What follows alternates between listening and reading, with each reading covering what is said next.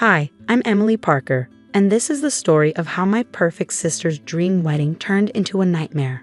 Not because I wanted revenge, but because sometimes the truth refuses to stay buried. I was adopted by the Parkers when I was 6 months old.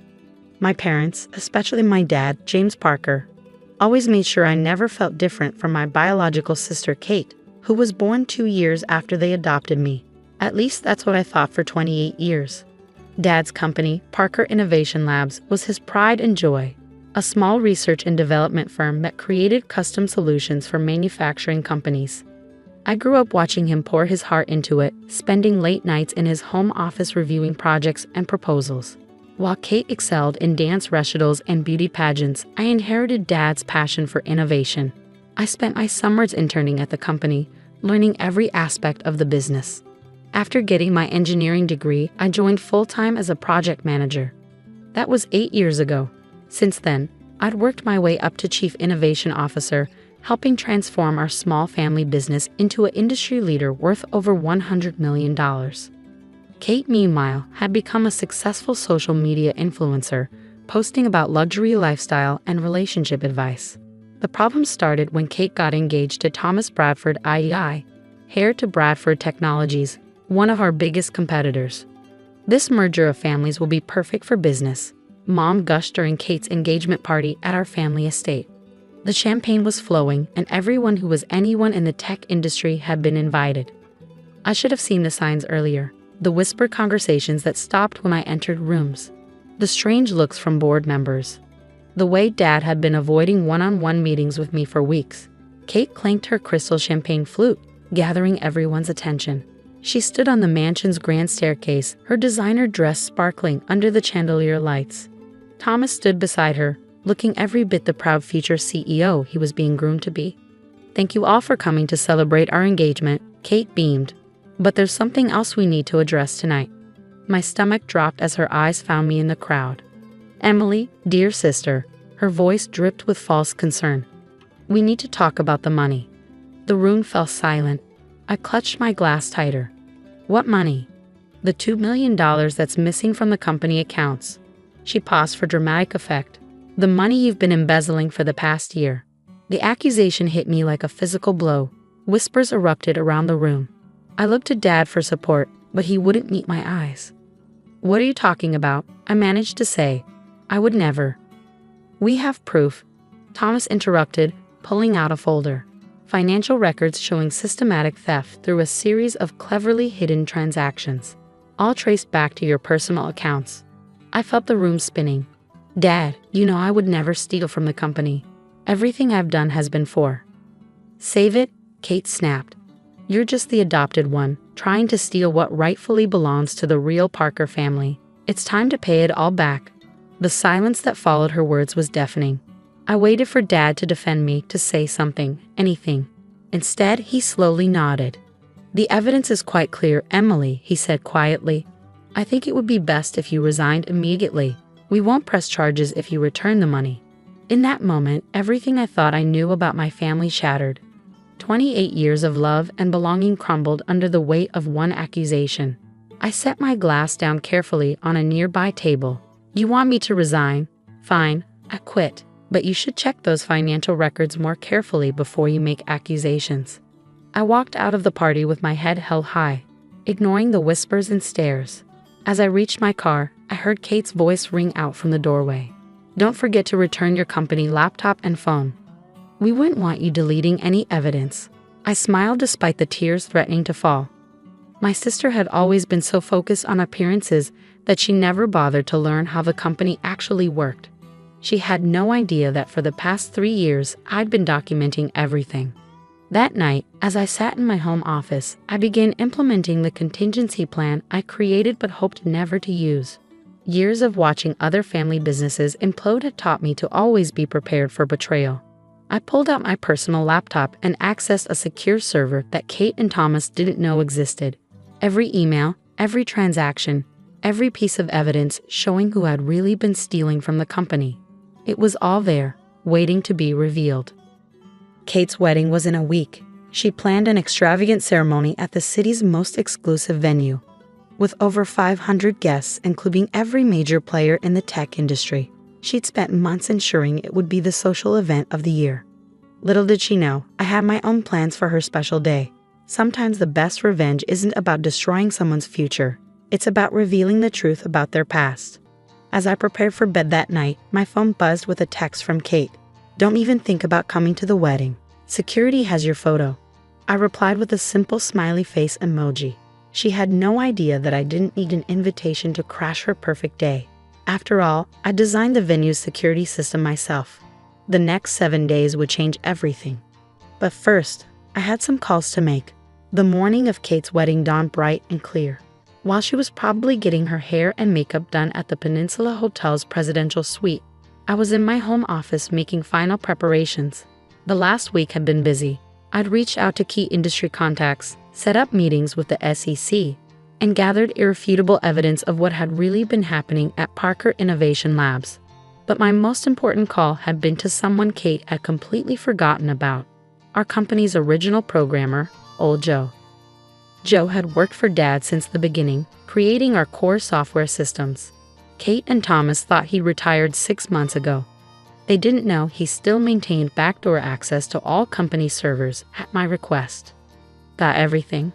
I texted Joe at 9 a.m., all downloaded and verified, he replied. "They never changed the master passwords. Amateurs." I smiled, thinking of Kate's face when she realized her clever financial tricks weren't so clever after all. The money she accused me of stealing, every penny could be traced back to offshore accounts belonging to her fiance's family. At precisely 2 p.m., I parked my car 2 blocks from the St. Regis Hotel. The wedding was scheduled for 4 p.m. in the Grand Ballroom. Security was tight. Kate had made sure of that. But she'd forgotten one crucial detail. I'd installed the hotel's entire security infrastructure 3 years ago through Parker Innovation Labs. I walked through the service entrance, nodding to the kitchen staff who recognized me from the system installation. My fingerprints still worked on the biometric locks, another oversight. I made my way to the control room, where my old friend Marcus was working security. "Emily?" He looked surprised. "They said you were banned." I handed him a USB drive. "Marcus, remember when I saved your job last year after that breach? I need a favor." 20 minutes later, I was settled in the ballroom's upper control booth. Below, guests were arriving, the who's who of the tech industry, all dressed in their finest. Mom was greeting people, wearing an expensive new dress. Dad stood with Thomas's parents, probably discussing the merger they'd announced yesterday. The merger that would save Bradford Technologies from bankruptcy, using Parker Innovation Labs' money. My money. The money Kate accused me of stealing. At 3:55 p.m., Kate made her entrance for photos. She looked stunning in her designer gown, beaming as cameras flashed. Thomas waited at the altar, looking every bit the proud groom. I waited until the ceremony began, until the minister asked if anyone had any objections. That's when I activated Joe's program. The ballroom's lights dimmed. The massive screens meant for wedding photos came to life. And there, in high definition, began playing a presentation I titled "The Truth About the Parker Family Fortune." Financial records, emails, secret meetings, every corrupt dealing, every stolen dollar, every lie, displayed for all to see. Kate's face went from confusion to horror as she watched proof of her fiance's embezzlement scheme unfold on screen. "Turn it off," Thomas shouted, but the hotel's systems weren't responding to anyone but me. Then came the recording, a conversation between Kate and Thomas from 3 months ago. "Once we frame Emily for the missing money, Dad will have to give me control of the company." Kate's voice filled the ballroom. "The adopted brat never deserved it anyway. And once we merge the companies," Thomas replied, "we can sell off Parker's assets to cover Bradford's debts. Your father will never know what hit him." The screens switched to security footage of them doctoring financial records in Thomas's office, carefully cracking the trail that would lead to me. The ballroom erupted in chaos. I emerged from the control booth, walking calmly down the main aisle. Kate stood frozen in her white dress, mascara running down her cheeks. "Security," she screamed when she saw me. "They work for me," I said quietly, "or rather, they work for Parker Innovation Labs' security division, which I built from the ground up." Dad stepped forward, his face ashen. "Emily, Save it," I cut him off. "Check your email. You'll find copies of everything you just saw, plus documentation of every innovation and client relationship I brought to the company. My resignation terms are attached. You have 1 hour to accept them." "You're bluffing," Thomas snarled. "You've got nothing." I smiled. "The SEC disagrees. They're very interested in Bradford Technologies' creative accounting, as are your shareholders." I nodded towards several pale-faced board members in the crowd. "Oh, and Kate, you were right about one thing. I'm not a real Parker. I'm better.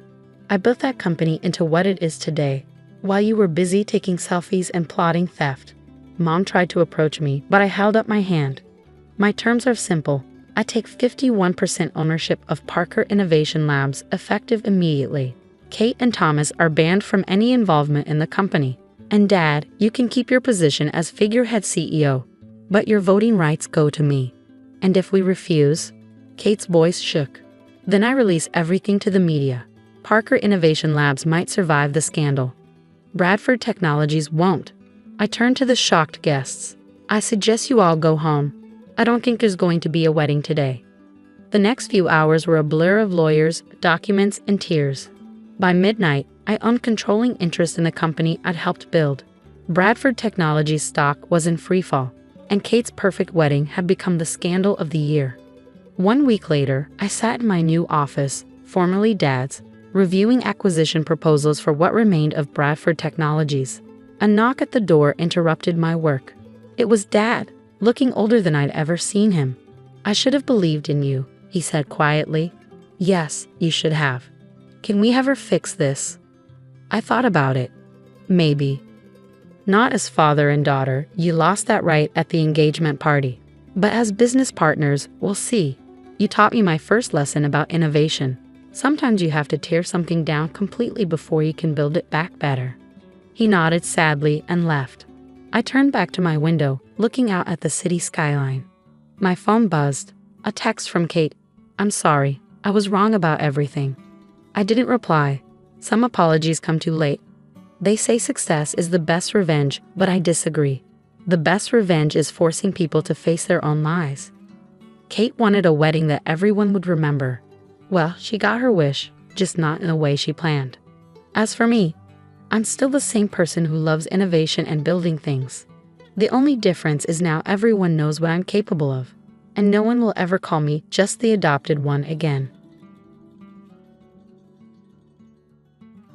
The will reading was exactly what Cassandra had orchestrated, a perfect performance of greed and manipulation.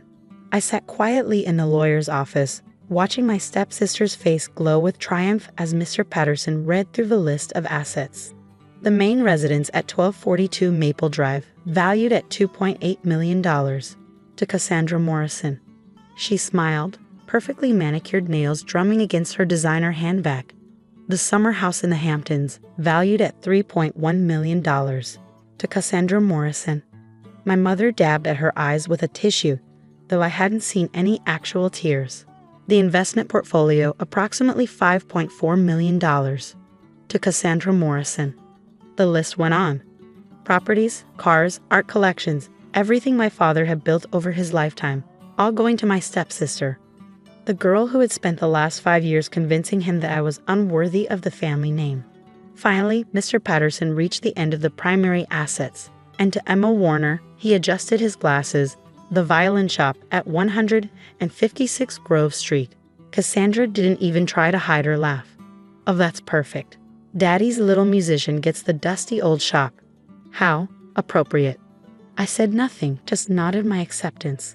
The violin shop had been my grandfather's, passed down to my father, and now to me. In Cassandra's eyes, it was worthless, just a small storefront in an unfashionable part of town, filled with old instruments and fading sheet music. But Cassandra had never bothered to look closely at the shop. She'd never gone down to the basement, never seen what was behind the hidden door in the back room, never understood what my grandfather had really built. Well, she stood up, smoothing her expensive dress. I should get going. So many properties to manage, investments to oversee. She turned to me with fake sympathy. Good luck with the shop, Emma. Maybe you can give violin lessons to pay the rent. My mother touched my arm as they left. Dear, if you need help. I'll be fine, Mom. I managed a small smile. The shop is all I need. They both looked at me with pity before walking out, their heels clicking on the polished floor. Mr. Patterson waited until they were gone before speaking. "Miss Warner, there's one more document." He pulled out an envelope, sealed with wax. "Your grandfather insisted this be given to you privately, after the main will reading." My hands trembled slightly as I took it. The seal bore my grandfather's initials, G.W. George Warner, the man who had taught me everything about music, business, and keeping secrets. Inside was a single key and a letter written in his familiar, elegant hand. "My dearest Emma, if you're reading this, then everything has gone according to plan. Cassandra has taken the bait, the obvious wealth, the properties, the investments, but she never understood the true value of what we built." The key opens the second safe in the basement office, the one behind the Stradivarius case. Inside you'll find everything you need to take control of Warner Music Holdings. Let them think they've won. Let them believe the shop is nothing but a quaint reminder of the past. The truth will be so much sweeter when they finally discover it. All my love, Grandpa. I tucked the letter into my bag, my heart pounding with anticipation. For 5 years, I had played my part perfectly, the quiet daughter who only cared about music, who spent her time in the old shop while Cassandra dazzled our parents with her business acumen and social connections. No one had questioned why I was content with just the violin shop. No one had wondered why I smiled when Cassandra slowly convinced our father to write me out of the main inheritance. They should have asked more questions. That evening, I walked into the violin shop for the first time as its official owner. The familiar smell of wood and varnish welcomed me home. Violins hung from the walls, some genuine antiques, others excellent reproductions. Sheet music filled the old wooden shelves. Everything exactly as it had been for decades. I locked the front door and walked to the back room, past the repair bench where I had spent countless hours learning the craft from my grandfather. The hidden door was there, disguised as a storage cabinet. Only someone who knew exactly where to press would find the latch. The basement office looked like something from another world. State-of-the-art computers lined one wall, their screens showing real-time data from recording studios around the globe. A massive display tracked streaming numbers, record sales, and concert revenues. Warner Music Holdings wasn't just a company, it was an empire.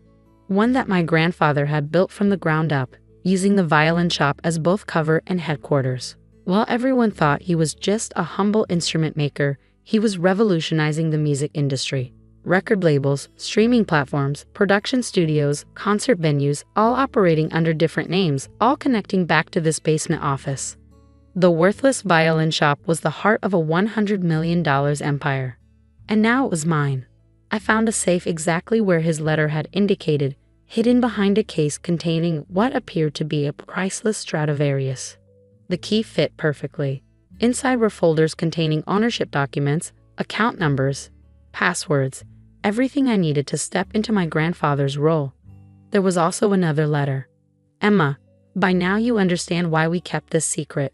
Why we let them believe what they wanted to believe. The music industry is changing and Warner Music Holdings is positioned to lead that change. The labels are performing beyond projections. The streaming platform is set to launch next quarter. The new concert venue acquisitions are almost complete. Your father never understood my vision. He saw only the surface, the properties, the investments, the obvious signs of wealth. Cassandra is the same. They want what they can see and touch, what they can show off at their society parties. But you, my dear girl, you understand that true power isn't about what you display. It's about what you build in the shadows. Take care of our empire, and when the time is right, show them what real success looks like. Love always, Grandpa." I sat in his chair, my chair now, and turned on the main computer system. Numbers scrolled across the screens, each one representing another piece of the empire they had never known existed. The streaming platform alone was valued at $30 million, set to revolutionize how independent artists reached their audiences.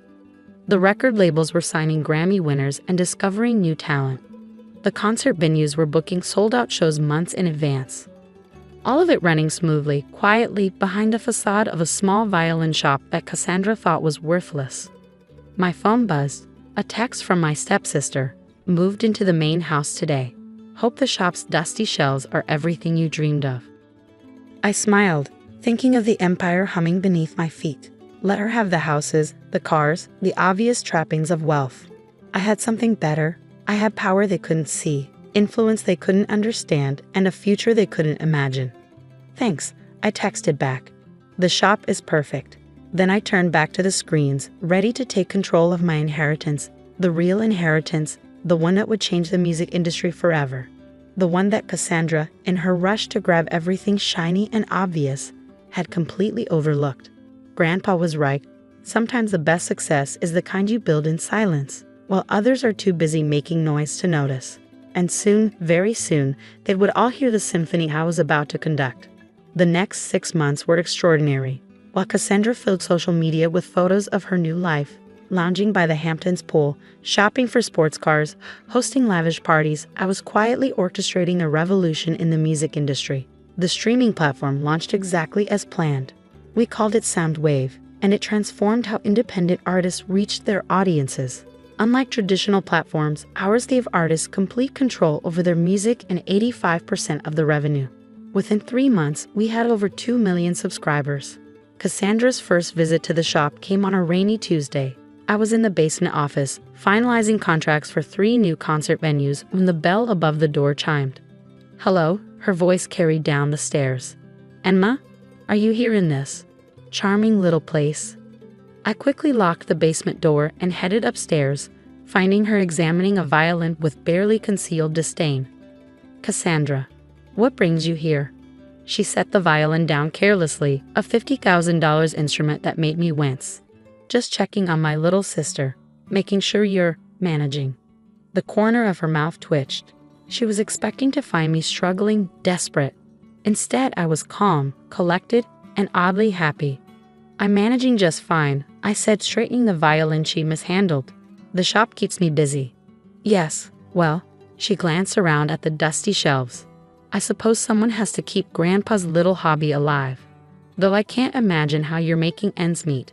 This place can't bring in more than a few $100s a week." If she only knew that while she was speaking, the empire beneath our feet was generating thousands in revenue every minute. "It's enough," I said simply. "Listen," she leaned in conspiratorially, "I might have a business proposition for you. The Hamptons house needs a music room, something to impress my new social circle. I could buy some of these old violins, as a favor, of course." I smiled. "Sorry, not for sale." "Don't be ridiculous. Everything's for sale. Name your price." "The instruments stay where they are." She straightened, annoyance flashing across her face. "Fine, keep your dusty old shop. I'm trying to help you, you know. Mom's worried sick about you, living like this." After she left, I returned to the basement and pulled up the daily reports. Soundwave had just signed another major independent artist. Our newest concert venue in Los Angeles was sold out for the next year. The record labels were breaking streaming records. I thought about Cassandra's offer to buy the violins as a favor and laughed. Then came the industry news that changed everything. A major traditional streaming platform was failing, its stock price plummeting as artists and listeners abandoned it in droves. Most were coming to Soundwave. The business world was buzzing about the mysterious company that had revolutionized music streaming. Speculation about the owner was rampant. Some thought it was a tech billionaire in disguise. Others suggested a consortium of major artists. No one guessed it was the quiet girl who ran an old violin shop. Cassandra, meanwhile, was beginning to have problems. I heard about it through my mother's worry phone calls. "The investment portfolio isn't performing as well as expected," she confided. "And maintaining all those properties, the costs are overwhelming." Cassandra's talking about selling the Hamptons house. I made sympathetic noises while watching Soundwave's revenue ticker climb higher. The breaking point came at another family dinner. Cassandra had insisted on hosting at the main house, probably its last hurrah before she had to sell it. "I just don't understand," she complained over appetizers. Everything was perfectly planned. The properties, the investments, it should have been enough to live on forever. "Perhaps if you'd spent less on parties and cars," my mother suggested gently. Or, I spoke up, if you'd looked more carefully at what the family business really was. Cassandra snorted. "What, selling violins? Please, I got everything of value in Dad's will." "Did you?" I pulled out my phone and opened the Soundwave app. "Have you heard of this?" "Of course I have. Everyone's talking about it. Some tech genius who's revolutionizing the industry. She trailed off, her eyes narrowing as she saw the admin interface on my screen. No, she whispered. I smiled. Grandpa didn't just sell violins, Cassandra. He built an empire. One that you were too busy grabbing houses to notice. The color drained from her face. You're lying. This is some kind of trick. Warner Music Holdings, I said clearly. Parent company of Soundwave. Owner of 12 record labels, 30 concert venues, and the fastest growing music streaming platform in history. All headquartered in the basement of a dusty old violin shop. My mother dropped her fork. Emma, what are you saying? I'm saying that while Cassandra was redecorating the Hamptons house, I was launching a platform that's now worth over $100 million. While she was buying sports cars, I was acquiring concert venues. While she was hosting parties, I was revolutionizing an industry. Cassandra stood up so quickly her chair fell backward. This isn't possible. Dad left me everything of value. He left you everything he knew about, I corrected her. Grandpa was smarter than that. He knew you tried to take it all, and you'd only see the obvious wealth. So he built something better, something hidden, and left it to someone who understood that real success isn't about showing off. I'll fight this, she sputtered. I'll get lawyers. Go ahead. I interrupted calmly. Everything's perfectly legal. The company's been operating for decades, all properly registered and documented. You just never bothered to look beyond the violins. I stood up, smoothing my simple dress. Now, if you'll excuse me, I have a company to run. Feel free to keep the houses, Cassandra. I prefer working from my dusty old shop. The aftermath was exactly what you'd expect. Cassandra hired lawyers, but they found everything ironclad. She tried to claim she'd been deceived, but the will was clear. She even attempted to sell her story to business magazines. But they were more interested in interviewing the brilliant young CEO who had transformed the music industry. 1 year after that dinner, Cassandra had sold most of her inheritance just to maintain her lifestyle.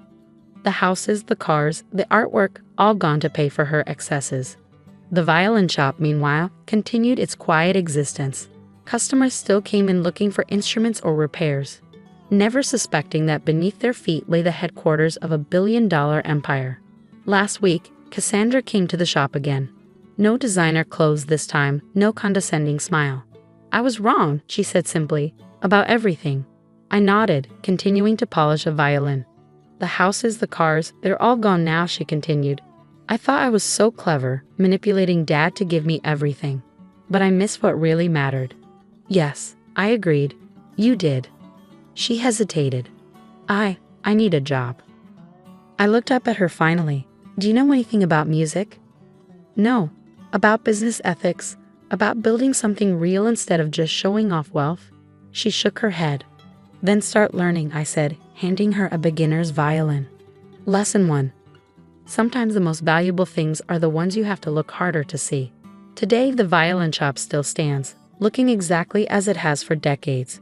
Customers still come and go, most never realizing they're walking through the front door of a multi-billion-dollar company. Cassandra works in the shop now, learning the craft from the ground up. She's not very good at it yet, but she's trying.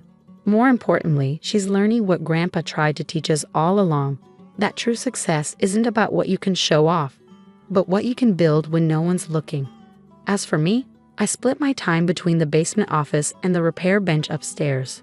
Because while running an empire is exciting, there's something special about working with these old instruments, about preserving the art that started it all. Sometimes late at night, I think I can hear Grandpa laughing at the perfect justice of it all. At how this quiet plan played out exactly as he hoped. The granddaughter who loved music and understood value beyond price got the empire, while the stepsister who only saw surface wealth ended up with nothing but lessons learned too late. And the violins? They still hang on the walls, watching over it all, keeping our secrets safe behind their polished wood and perfect strings. The day of Grandpa Marcus's wool reading started like any other day at Blackwood Books.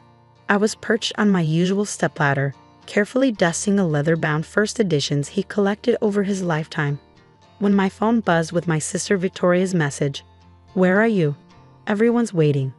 I glanced at the ancient grandfather clock in the corner, the one that hadn't kept proper time since the 1980s, and realized I was late for my own grandfather's will reading. Somehow that felt appropriate.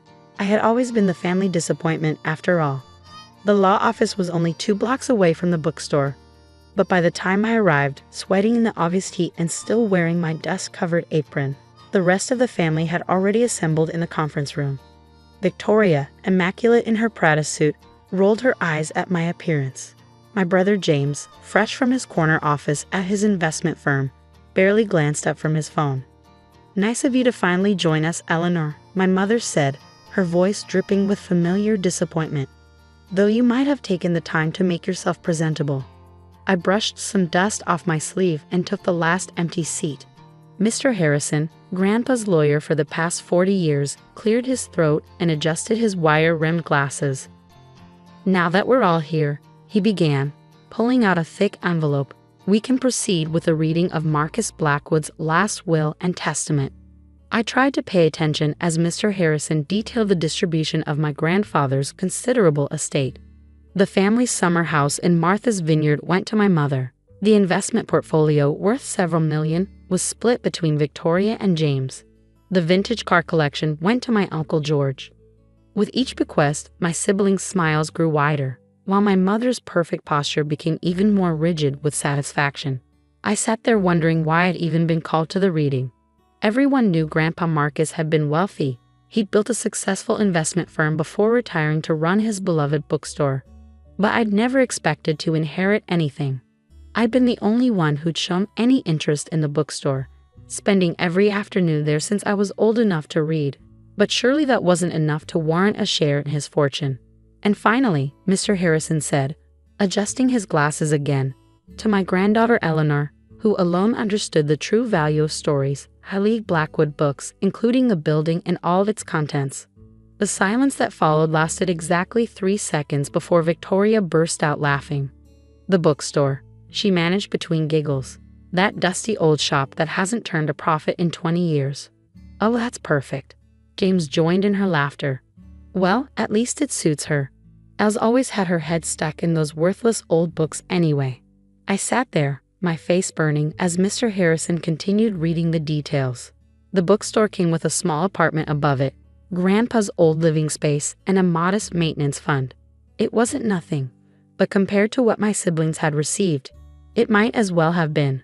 "There's one additional stipulation," Mr. Harrison added, peering at me over his glasses. "The property cannot be sold for at least 1 year from the date of inheritance, or all assets will be forfeited to charity." "Not that anyone would want to buy that money pit anyway," Victoria muttered. After the reading, I slipped out before anyone could offer their condolences or, more likely, their barely concealed amusement. I walked slowly back to the bookstore, my bookstore now, letting the reality sink in. Blackwood Books had been a fixture on Main Street for over 50 years. The 3-story Victorian building, with its faded brick facade and wrought iron details, looked like something out of a Gothic novel. The large display windows were always slightly dusty despite my best efforts, and the gold leaf lettering on the glass was beginning to peel. I unlocked the heavy oak door, breathing in the familiar scent of old books and leather, furniture polish, and history. The store was exactly as Grandpa had designed it decades ago. Towering wooden shelves stretched from floor to ceiling, connected by rolling ladders that allowed access to the highest spots. Oriental rugs in deep reds and blues covered the creaking hardwood floors, and reading nooks with worn leather armchairs were scattered throughout.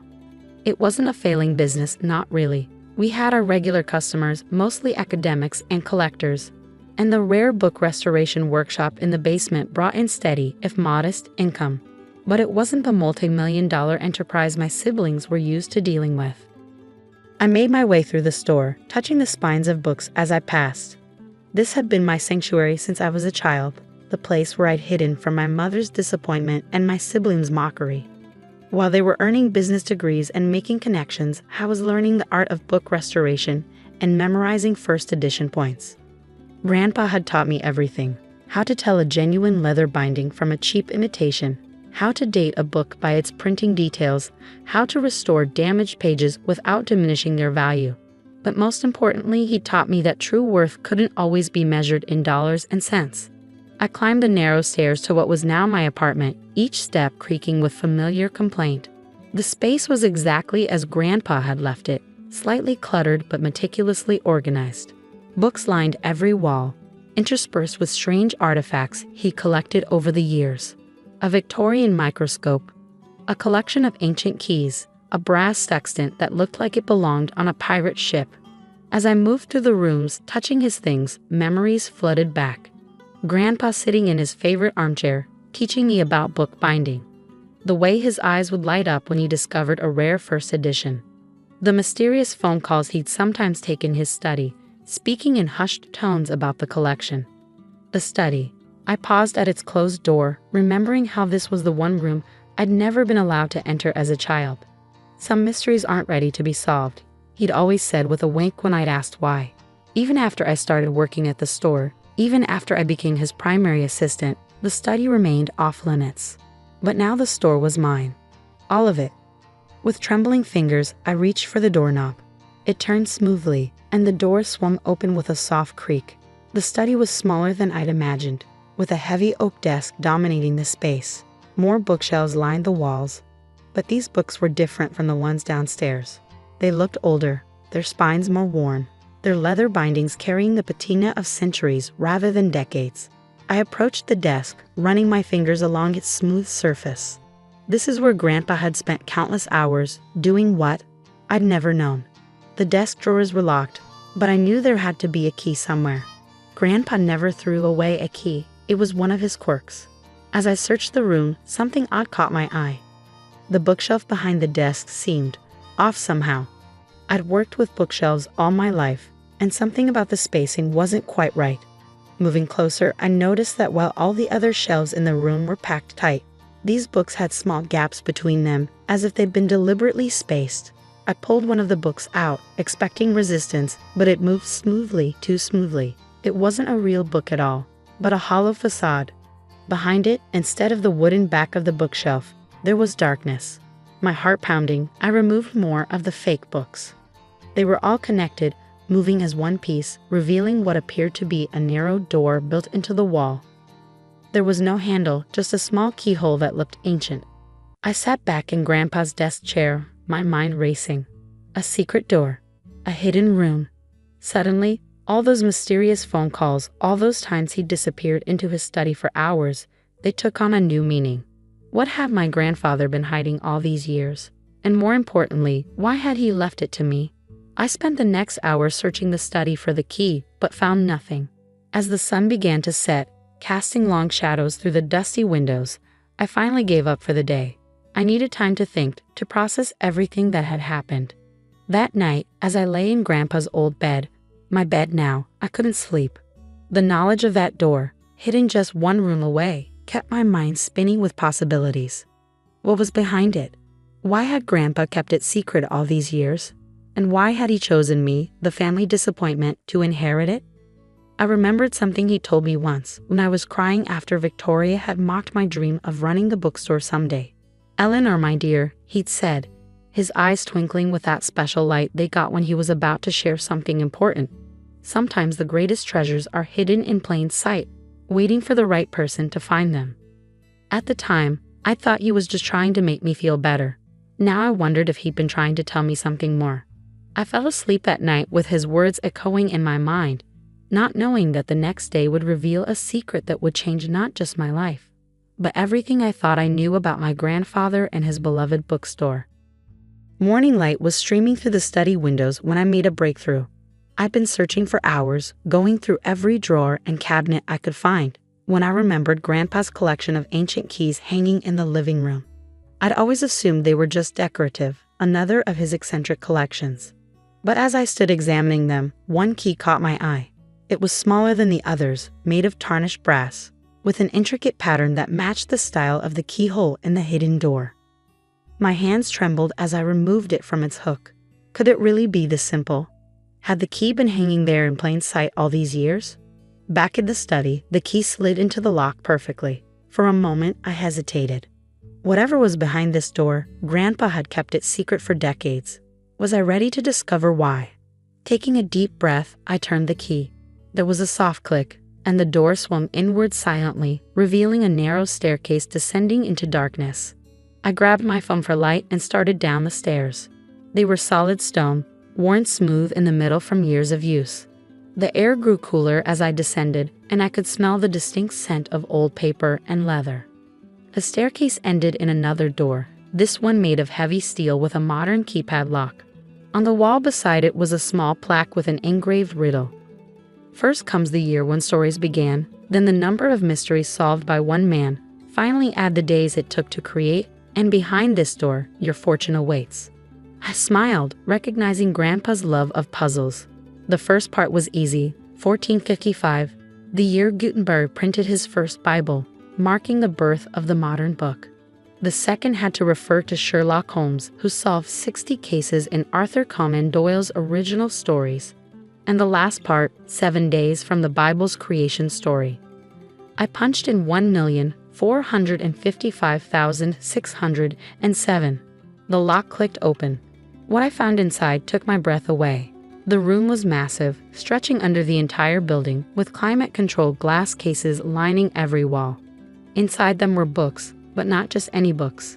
These were treasures, the kinds of volumes I'd only read about in auction catalogs. A first edition of Shakespeare's First Folio, a pristine copy of the Gutenberg Bible, original manuscripts from authors like Jane Austen, Charles Dickens, and Mark Twain, each one worth millions. On a desk in the center of the room lay a letter, sealed with Grandpa's distinctive wax seal. My name was written on the envelope in his elegant handwriting. My dearest Eleanor, if you're reading this, you've solved the puzzle and found my true legacy.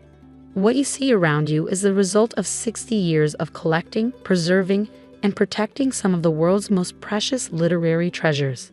The bookstore above was never meant to make money. It was a cover, a way to hide what lay beneath. While others saw a failing business, I saw the perfect guardian for these priceless works. I chose you to inherit this collection because you understand something your siblings never could. That true value isn't always visible on the surface. You saw the magic in books, not just their price tags.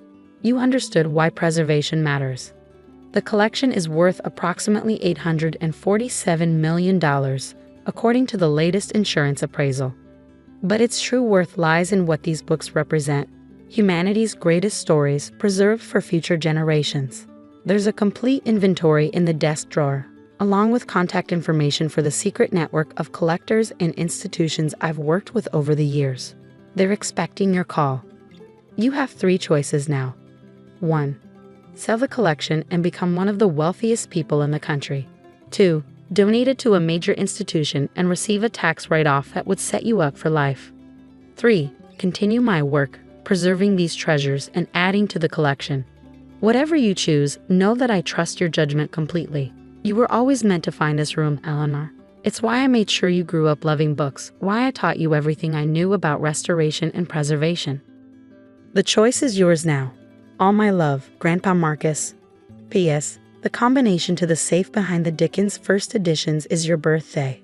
Inside you'll find enough cash to renovate the store and hire proper security, should you choose to continue my work. I sat in Grandpa's chair, tears streaming down my face as years of memory suddenly shifted into new perspective. All those mysterious phone calls, the times he'd disappear into his study for hours, the strange visitors who'd come after closing time. It all made sense now. My phone buzzed, Victoria calling. I ignored it. She probably found another reason to gloat about her inheritance. But now I understood why Grandpa had seemed so amused during all those family dinners where they'd mocked his failing bookstore. The next few days passed in a blur. I hired a security team, had climate control systems installed throughout the building, and began cataloging the collection properly. Every hour brought new discoveries, new treasures I hadn't noticed at first. I was examining a particularly rare Byron manuscript when the bell above the shop door chimed. Victoria sauntered in, designer heels clicking on the hardwood floor. "Still playing with your dusty old books?" she asked, looking around disdainfully. James and I were thinking, since this place is clearly failing, we might buy it from you. Turn it into something profitable. We'll even give you a fair price, say $500,000. I thought about the Gutenberg Bible downstairs, worth more than both their inheritances combined. About the Shakespeare folio that could buy a small island. About Grandpa's decades-long secret mission to preserve literary history. "Thank you, but no," I said, smiling. "I think I'll keep running this failing bookstore." "You're making a mistake," she snapped. "This place is worthless." I walked her to the door. "Maybe to you. But I've learned that worth isn't always visible on the surface. Grandpa taught me that." After she left, I went downstairs to the secret room, my room now. Surrounded by humanity's greatest literary treasures, I finally understood why Grandpa had chosen me. My siblings had inherited money, but I had inherited something far more valuable: a purpose. I took out my phone and called the number Grandpa had left for his network of collectors. It was time to continue his work, to preserve these treasures for future generations. After all, some inheritances aren't measured in dollars, but in the stories they let us tell. And my story? It was just beginning. The next morning, I opened the bookstore as usual. To the outside world, nothing had changed. It was still the same dusty old shop with creaking floors and slightly cloudy windows. But now I shared Grandpa's secret smile, knowing that sometimes the greatest treasures hide in plain sight, waiting for the right person to find them. Victoria still calls sometimes, trying to convince me to sell. James sends business proposals for modernizing the space. My mother stops by occasionally, lamenting my choice to waste my life among dusty old books. But at night, when the store is closed and I descend those stone steps to check on my real inheritance, I know I made the right choice. Because some things, like the magic of storytelling, the weight of history in your hands, and the trust of a grandfather who saw your true worth, are absolutely priceless. I still remember that day 15 years ago, standing in our family's kitchen, watching my sister Sophia tear up my Harvard acceptance letter with a look of pure spite on her face. "You don't deserve this," she had snarled, letting the pieces flutter to the floor like confetti. "You've always been the family favorite, always showing off how smart you are. Not this time, Emma. Not Harvard." I, on the other hand, was steadily climbing the academic ladder. By 30, I had completed my PhD and was already an assistant professor at State University. By 32, I was the youngest department chair in the university's history. But I kept my success quiet. At family gatherings, I would simply say I was still teaching. Let them think I was just a regular professor. Let them believe Sophia's narrative that I had settled for less by not going to Harvard. The truth was, I was revolutionizing the education department. My research on educational equity and administrative reform was being published in top journals. Other universities were adopting my methods. I was being invited to speak at international conferences. Then, 3 years ago, something incredible happened. Harvard, yes, the same Harvard that Sophie had tried to keep me from attending, invited me to be a visiting scholar for a year. I was 18 then, frozen in shock as I watched my dreams literally fall apart in front of me. The letter I'd waited months for, the future I'd worked so hard to achieve, destroyed in seconds by my own sister's jealousy. "What did you do?" I had whispered, dropping to my knees to gather the torn pieces. "What I had to," Sophie replied coldly. "Mom and Dad can't afford to send both of us to college. I'm the oldest, I deserve to go first. They'll never know you got in." She was right about one thing. Our parents couldn't afford to send both of us to expensive universities. But she was wrong about everything else, including her assumption that Harvard had sent only one letter. I had requested they send a second copy to my favorite teacher, Mrs. Anderson, knowing how my sister could be. It wasn't the first time she destroyed something important to me, but it would be the last. That evening, when our parents came home from work, Sophia put on an Oscar-worthy performance. "I'm so sorry, Emma," she said, her voice dripping with fake sympathy. "I know how much you wanted to get into Harvard, but these rejections happen. Maybe try community college?" Our parents hugged me, promising it wasn't the end of the world. They didn't see the triumphant smirk on Sophia's face. She had already been accepted to NYU, not Harvard, but still prestigious enough to brag about. Now there would be no competition for their financial support. I waited 3 days before making my move. Mrs. Anderson had already secured my second acceptance letter in her desk. But more importantly, she had helped me apply for every scholarship available. While Sophia had been busy sabotaging me, I'd been quietly building my backup plan. I got into State University, I announced at dinner, pulling out the acceptance letter, and I got a full scholarship.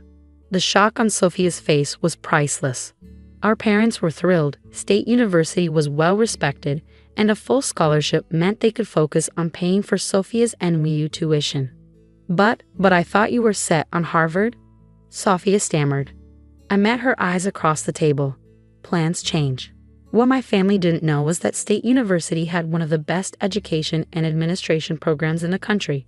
While Sophia was focused on stopping me from going to Harvard, she hadn't paid attention to my real passion. I wanted to transform the education system from within. The next few years passed in a blur of determination and hard work. While Sophia partied her way through NYU, barely maintaining the grades needed to stay enrolled, I threw myself into my studies. I graduated summa cum laude, immediately entered the master's program, and then pursued my doctorate. My sister, meanwhile, took 6 years to complete her 4-year degree in communications. Our parents nearly went bankrupt paying her tuition, especially after she changed her major 3 times. But they never complained. Sophia had always been skilled at manipulating them. After graduation, she bounced between PR jobs, never lasting more than a few months at each position. Every family gathering became a stage for her excuses. The corporate world just doesn't appreciate creative thinkers like me, she would say, conveniently forgetting how she'd been fired for missing deadlines and showing up late.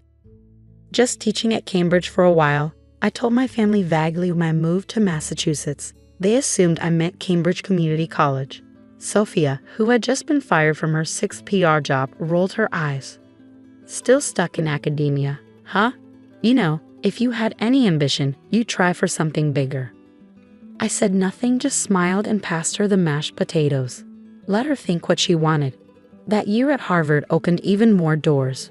When I returned to State University, I was offered the position of Associate Dean. 2 years later, at 35, I became the youngest dean in the university's history. Still, I kept quiet about my success. Not out of shame, but because I had learned something valuable from watching Sophia all these years. People who have to brag about their achievements often have the least to brag about. I remodeled my office, replacing the old furniture with elegant pieces that spoke of authority without shouting it. My diplomas and awards lined one wall, while the other displayed student success stories, the real measure of an educator's worth. My nameplate on the door simply read Dr. Emma Sullivan, Dean of Academic Affairs. Simple, understated, but powerful. Then last week, my assistant brought me an interesting piece of news. Someone had applied for an entry-level position in the university's PR department. Someone named Sophia Sullivan. I picked up her application, smiling as I read through her embellished resume. She had listed herself as a communications consultant rather than admitting to being unemployed. Classic Sophia, always trying to make failure sound like a choice. Should I process the application? My assistant asked. Schedule an interview, I replied. But don't mention my name. Let's see how this plays out. 15 years after she destroyed my Harvard acceptance letter, my sister was about to walk into my office looking for a job. She had no idea I was now the dean, no idea that her fate rested in my hands.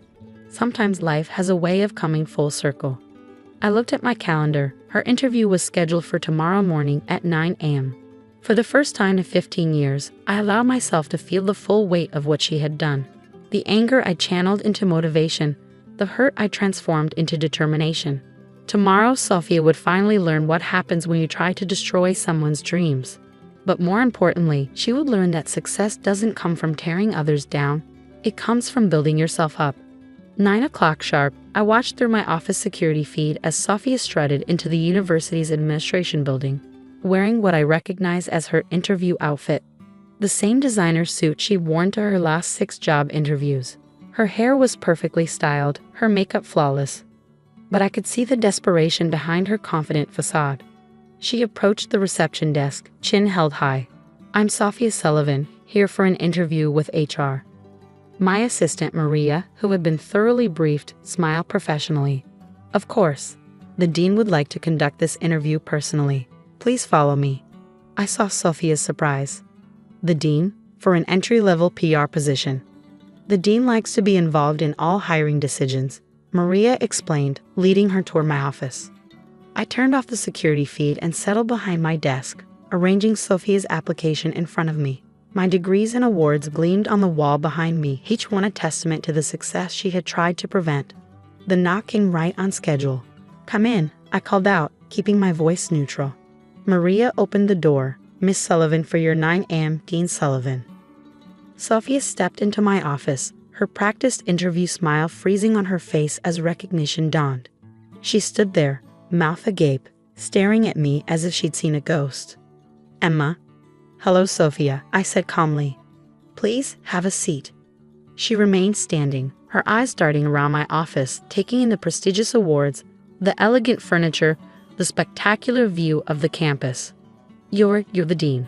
For the past 2 years, I confirmed. Though I'm surprised you didn't know. Don't you read the alumni newsletter? She sank into the chair across from my desk, her composure cracking. I thought, everyone said you were just teaching. I am teaching, I smiled. I'm also running one of the largest academic departments in the state university system. But let's talk about you. I picked up her application. I see you're interested in joining our PR department. Sophie straightened up, trying to regain her footing. Look, if this is about that Harvard letter, the one you destroyed, I asked mildly, ancient history. We're both professionals now. Though I do have some concerns about your application. I flipped through the pages. For instance, you list yourself as a communications consultant, but my background check shows you've been unemployed for 8 months. Her face flushed. I've been doing freelance work. No, you haven't, I cut in. I also see you've listed your NYU degree as magna cum laude. According to the records, you barely maintained a C average. Are you investigating me? She demanded, anger replacing shock. I investigate all potential employees, I replied, especially ones with a history of, let's call it ethical flexibility. Sophia stood up, her hands shaking. This is ridiculous. You're just trying to humiliate me because of something that happened 15 years ago. I leaned back in my chair, studying her. No, Sophia. I'm interviewing a candidate who lied on her application. The fact that this candidate once tried to destroy my future is, as you said, ancient history. I was just a kid, she protested. You can't hold that against me forever. You were 18, I corrected her. Old enough to know exactly what you were doing. Old enough to understand that you were trying to ruin someone else's life for your own benefit. I stood up, walking to the window. But you're right, I'm not holding that against you. Your falsified resume, spotty work history, and general lack of qualifications are more than enough reason to reject your application. Tears welled up in her eyes, real ones this time, not the manipulative tears she usually deployed. Please, Emma, I need this job. Mom and Dad can't keep supporting me and my rent is 3 months overdue. I turned back to face her. You know what the saddest part is? If you had actually worked hard, developed your skills, built a real career, I would have hired you. Your past actions wouldn't have mattered because you would have grown beyond them. I did work hard, she protested. No, I shook my head. You looked for shortcuts, just like when we were younger. When you saw my Harvard acceptance letter, you didn't think about working harder to achieve your own dreams. You thought about destroying mine. She slumped in her chair, the fight draining out of her. So that's it. Revenge served cold. This isn't revenge, Sophia. This is consequences. For once in your life, you're facing the results of your own actions. I sat back down, pulling out a different folder. However, I do have an alternative proposal. She looked up, hope flickering in her eyes. Our continuing education program. I slid the brochure across the desk. You can earn a legitimate professional certification in public relations. No shortcuts, no lies on resumes. Real work, real qualifications. Once you complete the program, assuming you maintain good grades and professional behavior, we'll consider you for an entry-level position. You want me to go back to school? She asked incredulously. I want to give you the opportunity to earn what you're asking for. I corrected her. The choice is yours. Sophia stared at the brochure for a long moment. Why would you help me? After what I did? Because unlike you, I don't believe in destroying other people's opportunities. I stood up, signaling the end of the interview. Think about it. The next term starts in 3 weeks. After she left, Maria came in with my afternoon schedule. That was intense, she observed. I smiled. Sometimes people need to face their past before they can change their future. Later that evening, I received a text from our mother. Sophia told us everything. About Harvard, about the interview. Why didn't you ever tell us? I typed back, some successes don't need to be announced. They just need to be achieved. 3 weeks later, I received a notification from the continuing education office. Sophia had enrolled in the PR certification program. Her personal statement attached to the application caught my attention. 15 years ago, I tried to destroy my sister's future because I was afraid of being overshadowed by her success. Today, I'm finally ready to build my own. I approved her application personally. Sometimes the best revenge isn't about getting even. It's about giving someone the chance to become better. Sophia had once torn up my acceptance letter, thinking she could tear up my future along with it. Instead, she had taught me the most valuable lesson of my life. Success isn't about the schools you get into or the titles you hold. It's about the person you become along the way. A month into the program, I passed Sophia in the hallway. She was carrying her textbooks, looking tired but determined. Our eyes met briefly, and she gave me a small nod. Not the arrogant tilt of her head I remembered from our youth, but something different. Something humbler, yet somehow stronger. I nodded back. We weren't friends, and maybe we never would be. But we were no longer trapped in the roles we played 15 years ago, the saboteur and the victim. She was now a student trying to rebuild her life, and I was the dean who had given her that chance. As I walked into my office, I glanced at the Harvard acceptance letter framed on my wall, the second copy that Mrs. Anderson had saved for me all those years ago. Below it hung my degrees from State University, my doctorate, my dean's appointment. Each one was a reminder that sometimes the path you're forced to take leads you exactly where you were meant to be. I sat down at my desk, reviewing applications for the next semester. Each one represented a potential future, a dream waiting to be realized or dashed. But unlike my sister all those years ago, I knew that success wasn't a zero-sum game. There was room for everyone who was willing to earn their place. My assistant brought in my afternoon coffee along with Sophia's first test results from her PR course. I opened the file, allowing myself a small smile. She had earned a B+. Not perfect, but honest work. And sometimes, that's the most important victory of all.